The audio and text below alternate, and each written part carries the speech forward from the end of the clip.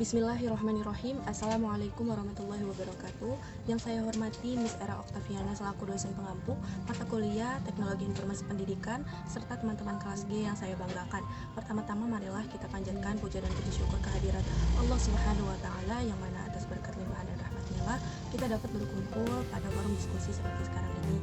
Sholawat dan salam tak lupa tercurahkan kepada junjungan kita suri tauladan kita Nabi Muhammad Sallallahu Alaihi Wasallam yang mana kita nantikan syafaatnya di yaumil akhir kelak. Amin. Amin.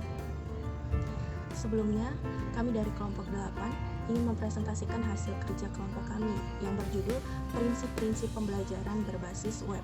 Sebelumnya izin memperkenalkan anggota kelompok kami. Yang pertama ada Sinta Novita sebagai pemateri 2, yang kedua ada Syarifah Nadia sebagai pemateri 1, dan saya Wilis Pandegwangi sebagai moderator. Selanjutnya, susunan acara untuk penyampaian materi hari ini yang pertama adalah pembukaan, yang kedua adalah penyampaian materi, serta yang terakhir adalah penutup. Baiklah, marilah kita sama-sama membuka acara pada hari ini dengan melafazkan lafaz basmalah.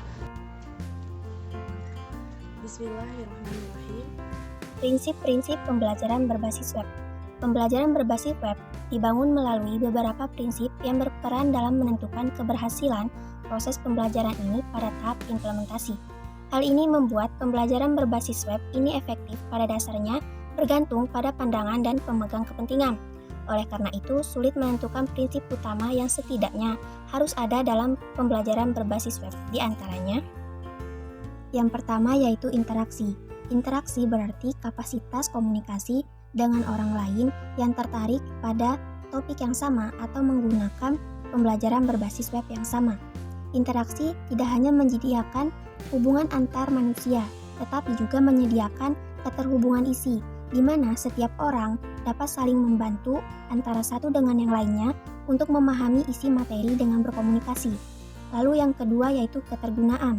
Ketergunaan yang dimaksud di sini adalah bagaimana siswa mudah menggunakan web. Ada dua elemen penting dalam prinsip ketergunaan ini. Yang pertama yaitu konsistensi dan yang kedua kesederhanaan. Lalu selanjutnya yang ketiga yaitu relevansi. Relevansi dapat diperoleh melalui ketepatan dan kemudahan. Setiap informasi dalam web hendaknya dibuat sangat spesifik untuk meningkatkan pemahaman pembelajaran dan menghindari bias. Jadi, prinsip utama dalam pelaksanaan pembelajaran berbasis web ini adalah adanya interaksi atau komunikasi antar peserta maupun instruktur dalam lingkungan belajar yang menggunakan pembelajaran berbasis web yang sama. Kemudian harus ada ketergunaan, yaitu bagaimana perkembangan pembelajaran berbasis web ini menciptakan lingkungan belajar yang konsisten dan sederhana, sehingga siswa tidak mengalami kesulitan baik dalam proses pembelajaran. Dan juga harus ada relevansi setiap informasi yang spesifik untuk meningkatkan pemahaman pembelajaran dan menghindari bias. B.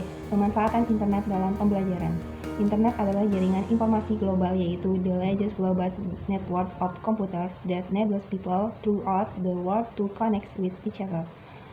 Pemanfaatan internet sebagai media pembelajaran mengondisikan siswa untuk belajar secara mandiri through independent studies to become the as well as thinkers by 1997.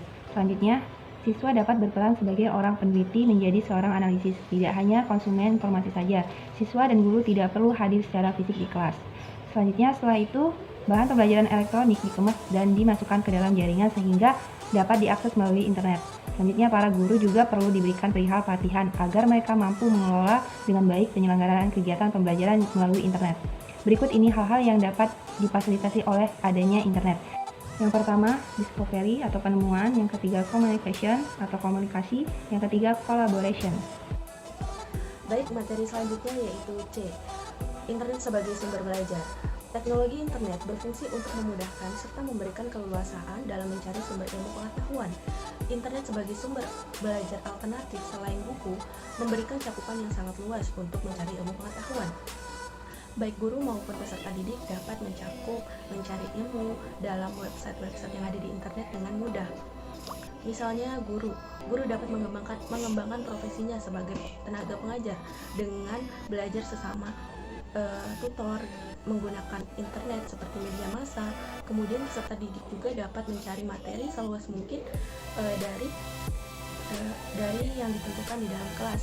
Mereka bisa mencari sumber-sumber di website education mengenai materi yang telah dipelajarinya. Jadi internet sebagai sumber belajar ini sangat baik dan sangat memudahkan serta sangat bermanfaat jika dipergunakan dengan baik, baik itu untuk guru maupun peserta didik. Selanjutnya materi yang terakhir yaitu jenis-jenis pemanfaatan internet. Di sini dibagi menjadi dua. Yang pertama yaitu pembelajaran berbasis web.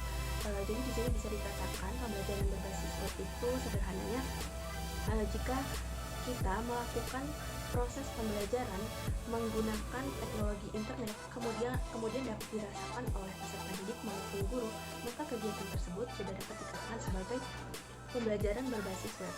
Nah, pembelajaran berbasis web ini memiliki syarat utama yaitu dalam mencari informasi, yang mana informasi di data-data ini kan ada yang dapat diakses secara bebas dan gratis, ada pula yang data sumber informasi yang sudah ada otoritas pemiliknya, biasanya berbayar. Selanjutnya yang kedua yaitu implementasi pembelajaran berbasis web. Jadi tentunya dalam mengimplementasikan pembelajaran berbasis web ini kita baik guru maupun peserta didik harus menyiapkan terlebih dahulu apa saja sih yang harus disiapkan dalam menerapkan proses pembelajaran berbasis web ini. Tentu saja internet, yang mana internet ini memberikan pengalaman kita dalam belajar menggunakan jaringan yang berfungsi untuk saling berkomunikasi dalam mencari informasi. Alhamdulillahirrahmanirrahim. Telah sampailah kita kepada acara terakhir yaitu penutup. Kami selaku kelompok 8 mohon maaf apabila dalam penyampaian materi masih banyak terdapat kekurangan. Kepada Allah kami mohon ampun. Sekian dari kami. Wassalamualaikum warahmatullahi wabarakatuh.